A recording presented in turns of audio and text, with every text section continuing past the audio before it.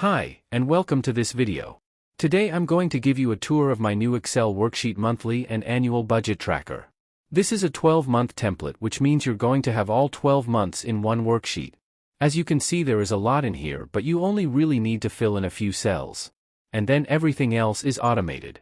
I'm going to walk you through how you fill the template step by step and what all the automations do. But first I'm just going to talk about a general idea of how it works so you can keep it in mind.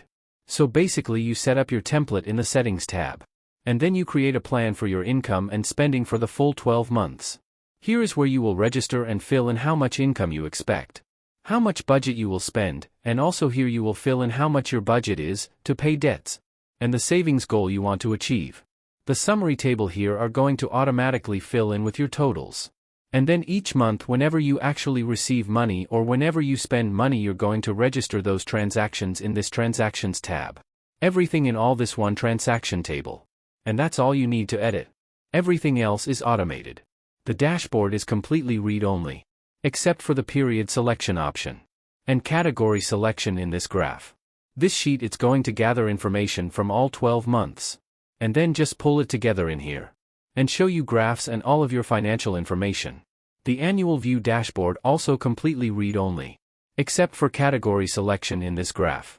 This sheet also going to gather information from all 12 months, and then just pull it together in here, and show you graphs for your better visualizations. Now I'm going to walk you through an example of how you fill this out step by step. Let's get into it.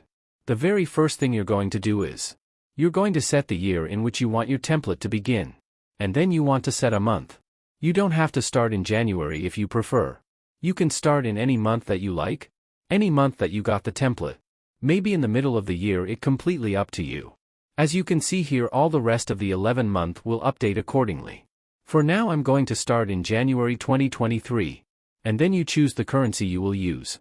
There are several choices: USD, pounds, yen, and euro. Or if you just want to use accounting format without any currency sign, you choose the no symbol button. Pick any currency symbol, just click it. For the initial balance, if you have an amount of money to add at the start of the budgeting period, you can fill it in here. This initial balance will be automatically added to the monthly transaction sheet where you first start filling in the transactions. But if you want to start with zero balance, just leave it like that. Next I'm going to explain to you about the Shift Late Income function.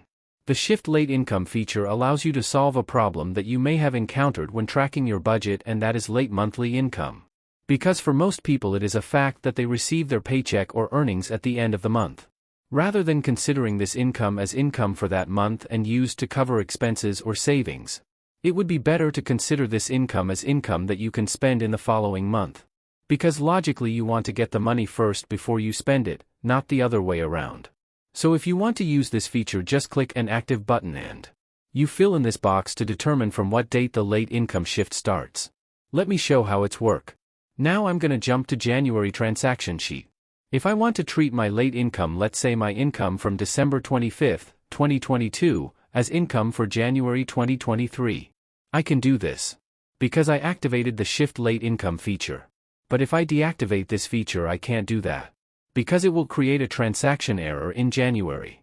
You cannot input a transaction date that is earlier or later than the date in January. But if you are not used to getting late income on a daily basis, you can deactivate this feature. Next I'm going to explain to you about the saving rate percentage option. There are two fundamentally different ways to calculate the savings rate in this worksheet.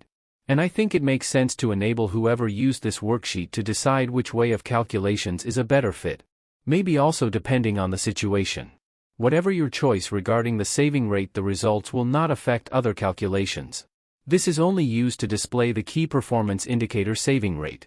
As the saving rate is calculated based on the amount that we actually track during the cost of the period, it will make a fundamental difference if we either calculated the savings rate actively as percentage of the disposable income that we have actually allocated to the savings categories, or passively as percent of disposable income that we have not allocated to expenses.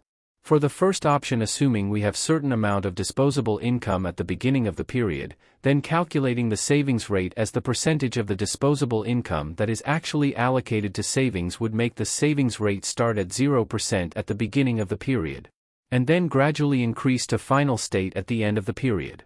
While for the second option, when calculating the savings rate as percent of disposable income that has not been allocated to expenses, so far this is switched around. And we start with saving rate 100%, which then slowly decreases over course of the period until it's reached its final state at the end of the period. So, you see, depending on the situation and the actual money flow look like, either one or the other way of the calculations might be better. Let me show how this KPI saving rate works. Now I'm going to jump to January monthly transaction sheet. I'm going to add my income transaction on January 1st, 2023. We choose the type, that is income. Choose the category. And fill in the amount. Now we back to settings sheet. We choose percentage allocated to savings. Just click in here. And then we jump to dashboard again. You see, because we choose the KPI saving rate based on percentage allocated to savings. So at the beginning of the period we start the saving rate with 0%. That is because we haven't put any money into savings yet. Now we back to settings. And choose percentage not allocated to expenses. Just click in this button. And then we jump again to dashboard. Now you can see the difference. Because we choose the KPI saving rate based on percent of income not allocated to expenses. Then at the beginning of the period we will start with a 100% savings rate. And that because we haven't spent our money yet. I hope you can better understand the function of this KPI saving rate. For the next step we're going to create a plan for the entire year. So let's go jump to it. You're going to jump into budget planning sheet. And what we're going to do is we are going to make a list of all of our income sources. And then we're going to input the expected amounts for each month. After that we're going to do the same thing for the expenses. We're going to input our expense categories. After that we are going to input a budget amount. And then we're going to do the same thing for bills. We're going to input our bills categories and also the due day. And then we are going to input a budget amount. We are also going the same thing for the debts. We're going to input our debts categories and the due day. After that we are going to input our goal for each month. And last we going to input our savings categories. And then we are going to input our savings goal amount. Okay. Let's do this. You're going to start in this column right here. So, in income source category, you can add employment income source. If you have side hustle you can add too. If you get some interest or dividend from your saving account or investments you can add that. Or maybe you get income from YouTube, Airbnb rental, Amazon shop, you can add that too. Because there are no subcategories you can fill in subcategories or main income source categories in here. It's all up to you. Okay, let me fill in this income sources first. Basically this sheet is locked. And you can only fill in, or change, what is in column C and column D, and also column F to column Q, where you fill in the budget amount. To make it easier for those of you who are not used to using Excel, I made this add button and delete buttons for you. If you need more rows for your income categories, all you need to do just click the add button. As you can see it will add 1 rows at the bottom of the income table. There are 5 tables in the sheet. Income, expenses, bills, debts, and savings. You can add up to 100 categories for all tables. What I mean is, if you use 30 category for bills it means that you have 70 more left for the others category. Just use the add button in each table to add categories. And for the delete button. If you clicked it's going to delete the last rows in the income table. I should warn you before you delete something in this income table. There is no undo for this action. So, next now we're gonna do the same thing for the expenses. In this section you're gonna think about all your individual expenses categories. For example you can add rent, groceries, transportation, clothing, body care and medicine, media, maybe fun and vacation. Okay, let me fill in this expenses categories. Next we will fill in the bills category. In the bills category table you can add your monthly bills and subscription bills. Only in the bills and debts table I added a due day element. This feature will help to remind you if there are bills that are due or even if there are bills or debt payments that are past due. You can see this feature on the reminder widget on the dashboard and in each monthly transaction sheet. Okay, now I'm gonna fill this bills categories table.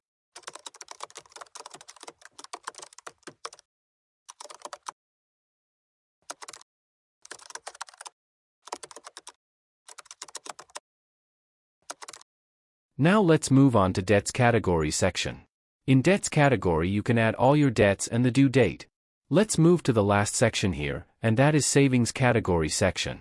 The savings section can then be used to planning your contribution to both long-term savings, investments, or extra payments on debts, but also can be used to planning short-term savings conditions in the form of sinking fund that will help you to systematically save towards your future expenses. Or you can add sinking fund down payment in this section. Now that we have finished creating all the categories for all the sections, we can start planning to filling in the amounts. Every additional dollar in income that you expected for a month will increase the amount to be allocated in that same month. Every dollar allocated to the expenses category will decrease the amount left to be allocated. And so in bills category, every dollar allocated to the section will decrease the amount left to be allocated. And for debts category, you can fill in your minimum amount for your debts payments. Same as the expenses section. In bills category section and debts category section, every dollar allocated to the debts payment will decrease the amount left to be allocated.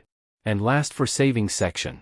After you have planned for all your expenses, bills, and your debts payment, you know exactly how much to be left for your savings. The goal should be to plan the contribution base on your saving priorities until the amount left to be allocated is exactly zero.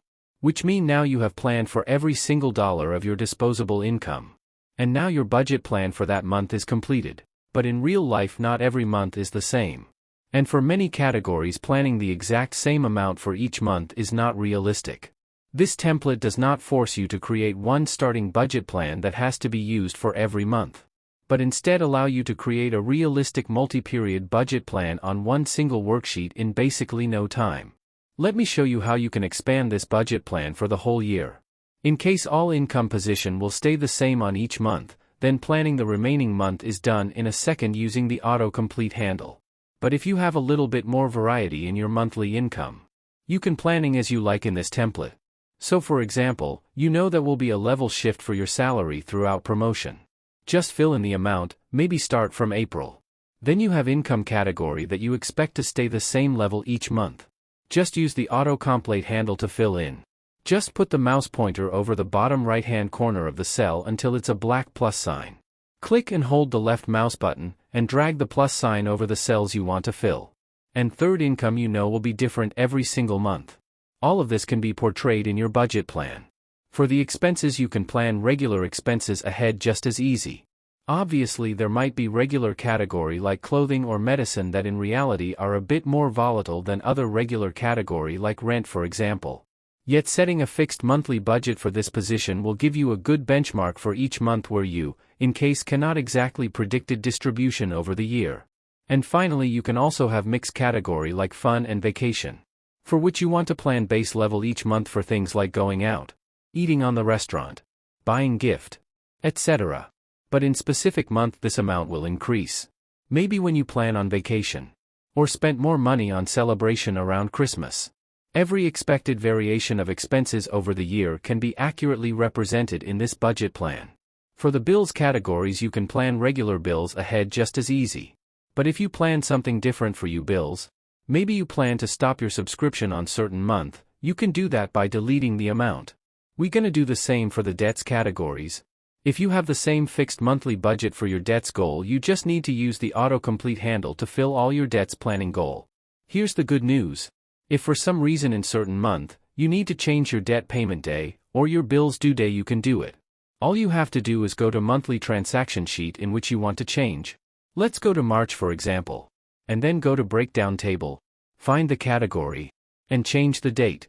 In this way the reminder feature will adjust the due date for your bills and debt payments. For the savings section, you can now plan the allocation of the remaining amount available in each month.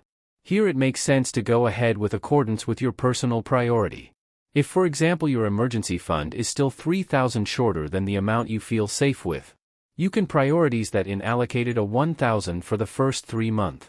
Since the plan budget for this position goes to zero after that, you will have more capital available for more savings category. Based on your priorities, you can then go through all further positions and decide if you want to have constant amount allocated each month. If you want to increase position once more money available for savings, or even start allocation to new category once you have additional free resources to do so. What crucial in the end is that for each month you have a plan for every available dollar from your income stream. so that the amount left to be allocated is exactly 0.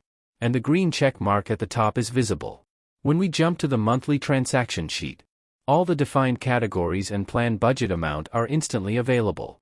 On the left side you see the sort of breakdown categories that dynamically grows and shrink as you add or remove categories on budget planning sheet. As you can see in the top right corner of the monthly transaction sheet there is a reminder widget.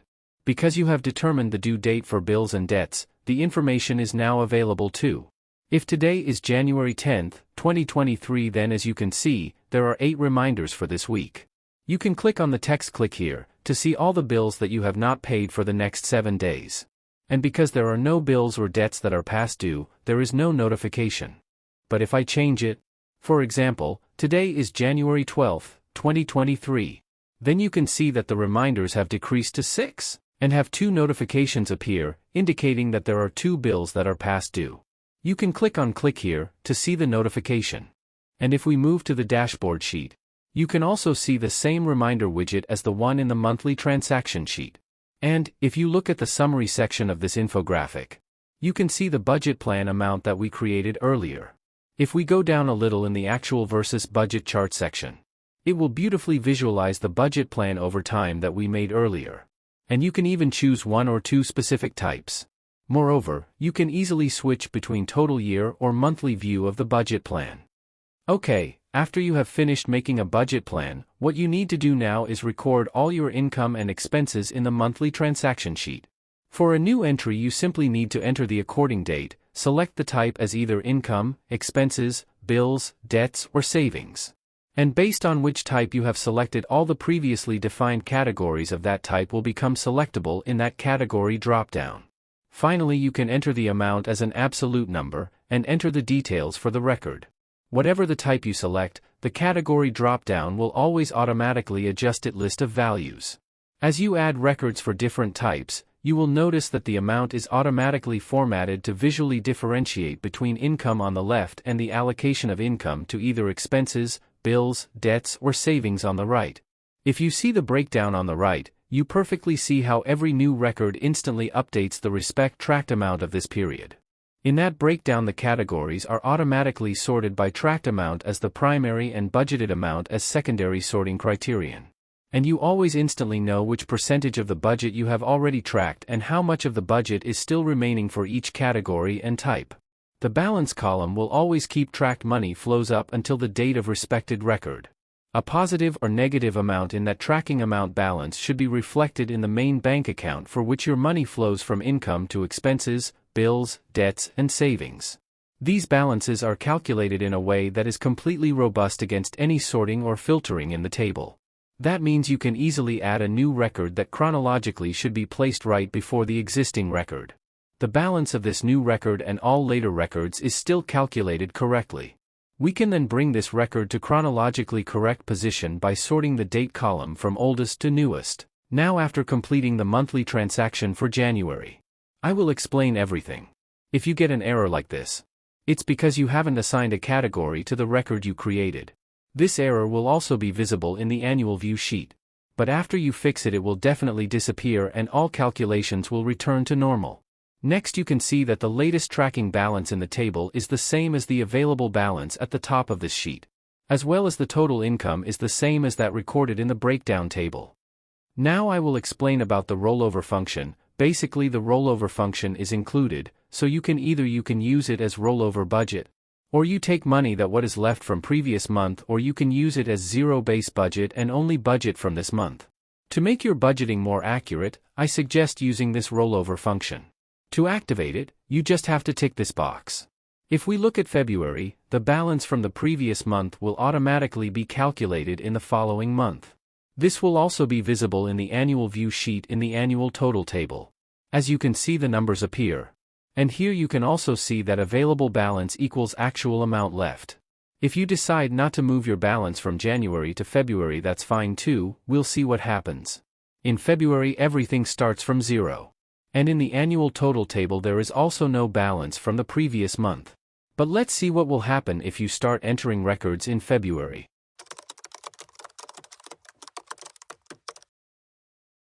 You can see that the available balance is $29 different from the actual amount left. This happens because we started in February with a balance position of 0, even though in reality you have $29 left from the previous month. For those of you who want to adjust your balance more accurately, you have the option to activate the rollover feature. Okay, now I'm going to explain to you about the annual view dashboard sheet. For the illustration in this annual view dashboard, I will use a complete template with 12 months of data to provide a better visualization for you. Because this is a 12-month template in one worksheet, it will definitely be easier for you if you get a summary for 12 months like the one in this annual view. Okay, let's start. At the top of this section you can see your latest tracking balance, total income, total spending, and also spending rate and saving rate. Here you are also told that up to now your income is over expected $1,000.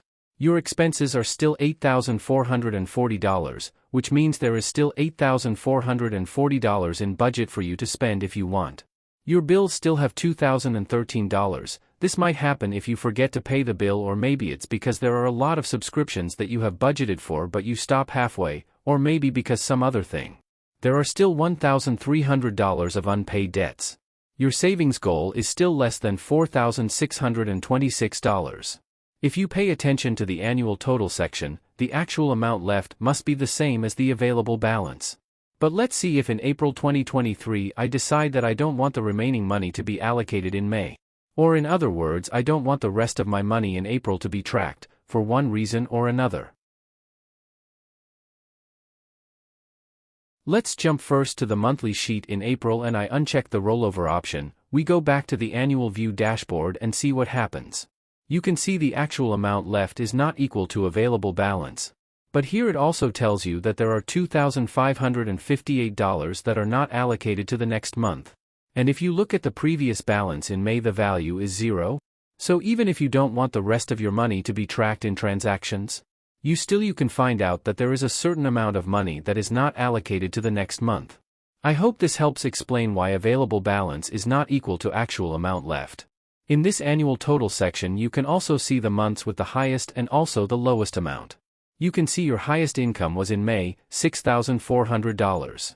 And the lowest was in March, $5,100. If you want to see the summary of January in more detail, you can click on the name of the month, then you will be directed to the summary section in this sheet. From here you can click back to top to go back. And from this summary section you can also click Go to Transaction. And you will be directed to the monthly transaction sheet for January. I forgot to explain to you about the due date in this breakdown section. You can see that if the payments for bills or debts have been paid in full, then the date will be green and there is a checklist mark. But if there are bills or debts that are past due, then the date will be red and there's an exclamation mark. Okay. Now, we return again to the annual view sheet. Next you will see the annual breakdown section. These are all the categories that have been created in the budget planning sheet and have been sorted based on the highest actual amount. Next, if we move to the right a little, you will find a summary of income and spending for 12 months. You can see that May is the month with the highest income, and July is the month with the highest spending. You can also see that December is the month with the highest spending rate, and April is the month with the highest saving rate. Next to it you can see the visualization through a comparison graph of income versus spending. And here you will also get an annual money distribution chart. This graph can help you explain where all your money is spent. If we scroll down a bit, you can see the actual versus budget chart for all types. You can interact with this chart by selecting which type you want to display. Next to it you can also see a growth graph.